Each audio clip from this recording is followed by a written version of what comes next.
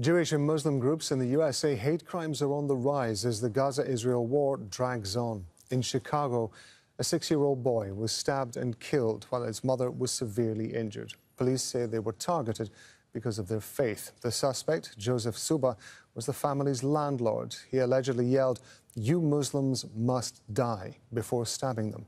He's since been charged with hate crimes. Palestinian-American Wadia Al-Fayoum had just turned 6 years old. His mother is in a critical condition. American Jews have rallied across the US in support of Palestine.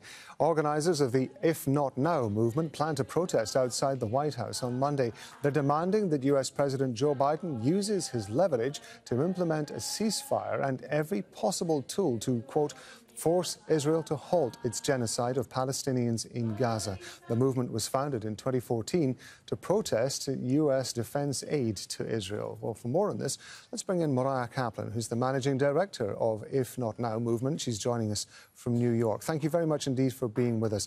First of all, let me just ask you, what is the motivation behind your organization?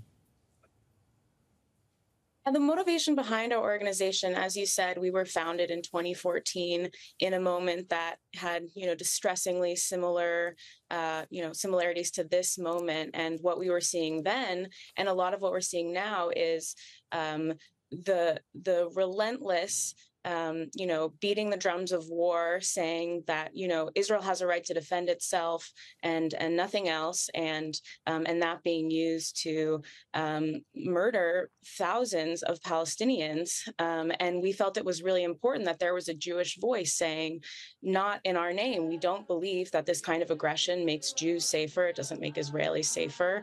And it's important for American Jews to be able to say, we do not want this type of violence to be happening in our name, and we want to urge our government to use every tool at its disposal to save lives in this situation. So you're planning a protest outside the White House. It's been, 9 years since you started the organization. Why do you think that the White House, at least the administration that is in the White House at the moment, is going to listen to you any more than perhaps previous ones have?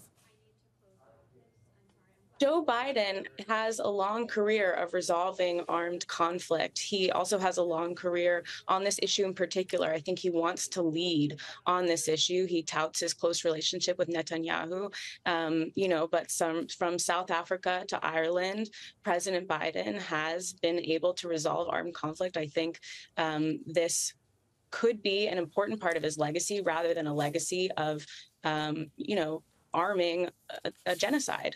And we believe that, it's important for them to see that there are thousands and thousands of people, of American Jews, who are saying, we will not let our grief or the death of our loved ones be used to justify more war. Just before we talk to you, you may have heard that we were doing a story about a 6-year-old boy in Chicago who's been stabbed, and his mother has been badly injured within what is being described as a hate crime.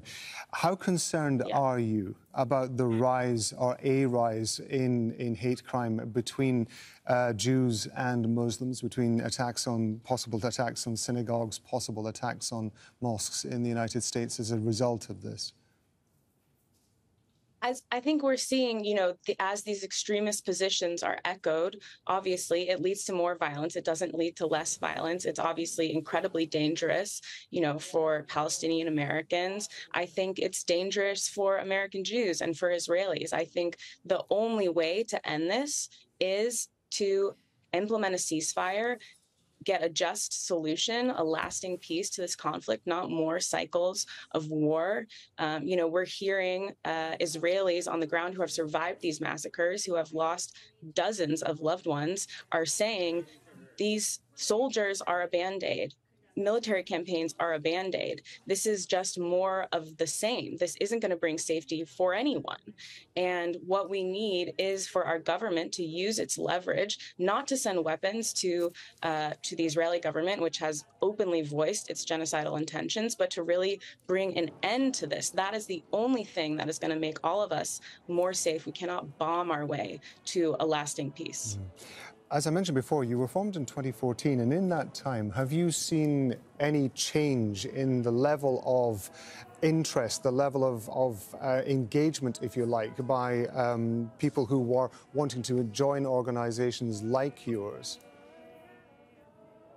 I mean, what we're seeing in this moment is an outpouring of energy and support, and people looking for some place to direct their energy, unlike what we've ever seen, even in 2014. I think there are a lot of people who are looking for guidance in this moment, who are looking for somewhere that they can grieve for both Israelis and Palestinians. Um, and I think, hopefully our leaders will listen to us and see that energy and see that shift. Obviously, in recent years, there's been growing acceptance of the term apartheid, of understanding the systemic roots of the issue. I think that is a good thing. We can't find a solution if we don't get the problem. I think there's more awareness coming around that. And I think in this moment in particular is an opportunity to really harness the energy of people who are saying we do not want more violence to be happening in our name. We do not want more violence to be happening with our tax dollars. We do not believe that this is the role that we should be playing, that that our community should be endorsing, that our leaders should be pushing for, and that again we just need our government to act to save lives right now, because they can. If they choose to, they can save lives. Thank you very much indeed for being with us on Al Jazeera, Mariah Kaplan. We appreciate it. Thank you. Thank you for having me.